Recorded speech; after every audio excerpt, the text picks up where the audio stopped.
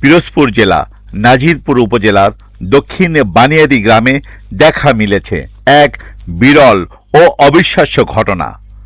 আমাদের দেশে সাধারণত একটি কলা গাছে একটা মোচাই হয়ে থাকে, কিন্তু দক্ষিণে বানিয়াদি গ্রামে একটা কলা গাছে একসঙ্গে 9টি মোচা ধরেছে, যা এলাকাবাসীর মধ্যে ব্যাপক কৌতূহলের সৃষ্টি করেছে।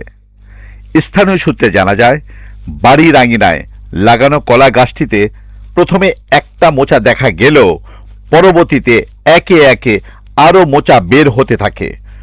বর্তমানে গাছটিতে মোট 9টি মোচা রয়েছে।